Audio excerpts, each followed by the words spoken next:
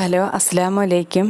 ഇന്ന് ഞാൻ വന്നിട്ടുള്ളത് കടയിൽ നിന്നൊക്കെ വാങ്ങിക്കുന്ന അതേ ടേസ്റ്റിലുള്ള മാംഗോ ഫ്രൂട്ടി നമ്മുടെ വീട്ടിൽ പ്രിസർവേറ്റീവ്സ് ഒന്നും ചേർക്കാതെ തന്നെ എങ്ങനെ തയ്യാറാക്കാമെന്ന് കാണിക്കാൻ വേണ്ടിയിട്ടാണ്. അപ്പോൾ അതെങ്ങനെയാണെന്ന് നോക്കാം. 4 മാമ്പഴം ഇതുപോലെ കട്ട് ചെയ്തിട്ട് ആ മാമ്പഴത്തിൻ്റെ അതേ ലെവലിൽ വെള്ളം കൂടി വെച്ച് കൊടുത്തിട്ടുണ്ട്. ഇതൊന്ന് തിളപ്പിച്ചെടുക്കാം.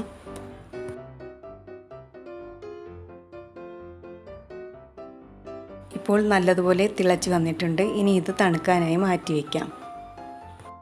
ഇതിലേക്ക് ആവശ്യമായിട്ടുള്ള പഞ്ചസാര സിറപ്പ് തയ്യാറാക്കാം. 1 കപ്പ് പഞ്ചസാരയിലേക്ക് 2 കപ്പ് വെള്ളം ചേർത്ത് കൊടുത്തിട്ട് പഞ്ചസാര ഒന്ന് മെൽറ്റായി വരുമ്പോഴേക്കും പകുതി നാരങ്ങയുടെ നീര് കൂടി ചേർത്ത് കൊടുത്തിട്ട് ഇത് തണുക്കാനായി മാറ്റി വയ്ക്കാം. നേരത്തെ വേവിച്ച് വെച്ചിട്ടുള്ള മാങ്ങ തണുത്ത് വന്നിട്ടുണ്ട്. ഇതൊരു അരിപ്പയിലൂടെ ഒന്ന് അരിച്ചെടുക്കാം. ഈ വെള്ളം നമുക്ക് ജ്യൂസിലേക്ക് തന്നെ ഒഴിച്ചു കൊടുക്കേണ്ടതാണ്. അതുകൊണ്ട് അതൊരു സൈഡിലേക്ക് മാറ്റി വയ്ക്കാം. എന്നിട്ട് ഇതൊരു മിക്സിയുടെ ജാറിലേക്ക് ഇട്ട് കൊടുത്തിട്ട് അതിൽ നിന്ന് അല്പം വെള്ളം കൂടി ചേർത്ത് കൊടുത്തിട്ട് നല്ലതായിട്ടൊന്ന് അരച്ചെടുത്തിട്ട് വരാം. ഈ ജ്യൂസ് ഒന്ന് അരിച്ചെടുക്കാം. ചെറിയ അരിപ്പയിലൂടെയാണ് അരിക്കുന്നതെങ്കിൽ ഇതിൽ നിന്നും കുറച്ചുകൂടി വെള്ളം ഒഴിച്ചൊന്ന് ലൂസാക്കിയതിന് ശേഷം ഇതുപോലെ ഒന്ന് അരിച്ചെടുത്താൽ മതിയാകും.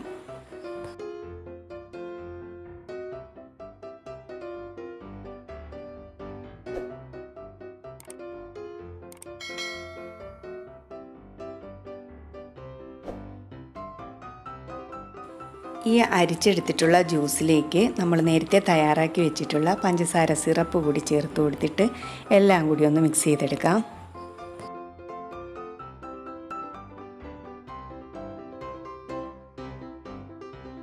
ഒട്ടും കട്ടകളില്ലാതിരിക്കാൻ വേണ്ടിയിട്ട് ഇത് ഒന്നുകൂടി നമുക്കൊന്ന് അരിച്ചെടുക്കാം.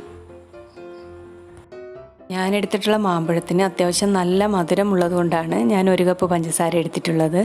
അപ്പോൾ നിങ്ങൾ എടുക്കുന്ന സമയത്ത് മാമ്പഴത്തിന് പുളി കൂടുതലാണെങ്കിൽ കുറച്ചുകൂടി പഞ്ചസാര ചേർത്ത് കൊടുക്കണം.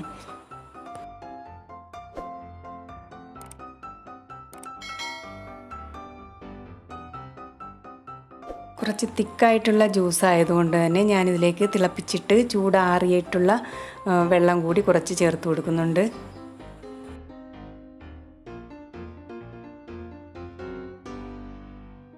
കടയിൽ നിന്ന് കിട്ടുന്ന അതേ കൺസിസ്റ്റൻസിയിലുള്ള ഫ്രൂട്ടിയാണ് ഞാൻ തയ്യാറാക്കിയിട്ടുള്ളത്.